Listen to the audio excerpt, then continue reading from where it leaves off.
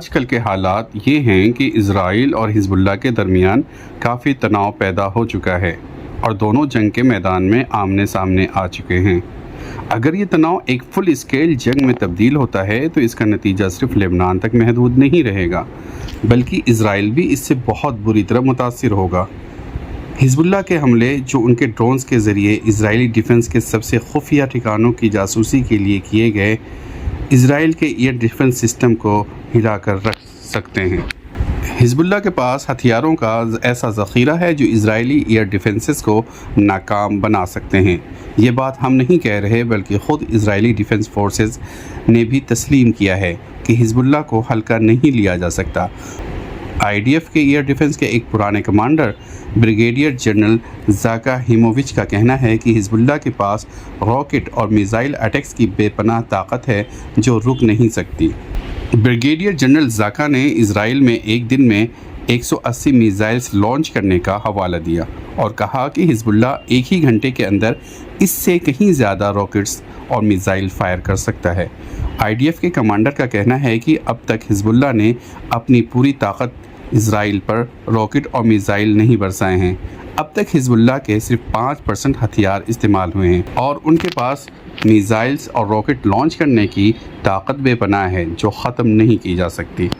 اسرائیل کو اگلے 2 دن کے اٹیکس میں جو کچھ دیکھنے کو ملا وہ حزب اللہ کی اصل طاقت کا صرف ایک چھوٹا سا نمونہ تھا، لیکن IDF کے پرانے کمانڈرز اور defence adviser reserve major general Yaakov Amidror کا بھی یہی کہنا ہے کہ اسرائیل اب تک حزب اللہ کی اصلی طاقت کو نقصان پہنچانے کے قریب بھی نہیں پہنچا ہے۔ جنرل ڈرور کا کہنا ہے کہ حزب اللہ کے پاس لگ بھگ 1 لاکھ راکٹس ہیں اور اگر اسرائیل 30,000 کو تباہ بھی کر لیتا ہے تو بھی حزب اللہ کے پاس 70,000 راکٹ بچے رہیں گے، جو حماس کے راکٹ سے 7 گنا زیادہ ہے۔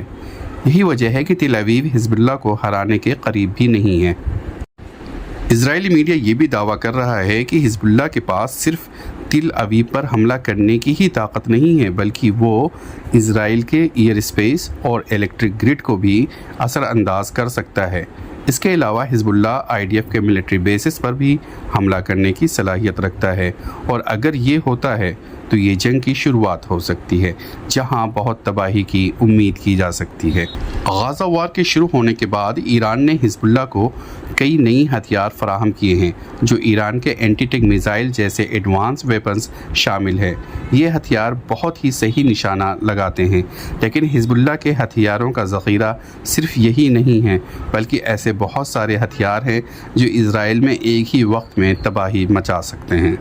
ایک centre for strategic and international studies کے انالیسس کے مطابق حزب اللہ کے پاس 40 سے 80,000 چھوٹی رینج کے ان گائیڈڈ راکٹس ہیں۔ اس کے علاوہ 60,000 سے 80,000 تک لمبے رینج کے ان گائیڈڈ راکٹس ہیں۔ حزب اللہ کے پاس لگ بھگ 20,000 سے 40,000 تک چھوٹی رینج کی بیلسٹک میزائل بھی ہیں اور 150 سے 400 کے بیچ میں چھوٹی رینج کی گائیڈڈ بیلسٹک میزائل ہیں جو تل اویو تک پہنچ سکتی ہیں۔ حزب اللہ کے پاس 10 سے 50 میڈیم رینج بیلسٹک میزائل بھی ہیں اور اگر ہم سب کو ملا کر دیکھیں تو حزب اللہ کے پاس لگ بھگ 1,20,000 سے لے کر 2 لاکھ تک کے بیچ ہتھیار ہیں جو وہ جنگ میں استعمال کر سکتا ہے۔ حالانکہ اسرائیلی فورسز بھی حزب اللہ سے کافی زیادہ ماڈرن اور ایڈوانس ہیں۔ IDF کے پاس F-35 فائٹر جیٹس ہیں اور ایک multi layer air defence system بھی ہے جو لبنان میں سویلینز ٹھکانوں کو نشانہ بنا سکتا ہے۔ اسرائیلی ایئر فورس حزب اللہ سے بہت زیادہ طاقتور ہے، لیکن حزب اللہ کے راکٹس کی تعداد اور طاقت اسرائیل کو بھی کافی نقصان پہنچا سکتی ہے۔ اگر یہ جنگ پوری طرح پھیل جاتی ہے تو 2000 کی وار سے بھی زیادہ تباہی ہونے کی امید ہے۔ یہ جنگ صرف 2 قوتوں کے درمیان نہیں ہوگی بلکہ اس کا اثر پورے مڈل ایسٹ اور باقی دنیا پر بھی ہوگا۔ اس جنگ کے نتائج بہت ہی تباہ کن ہو سکتے ہیں جو نہ صرف انسانی جانوں کا نقصان کریں گے بلکہ مڈل ایسٹرن سیاست کو ہمیشہ کے لیے بدل دیں گے۔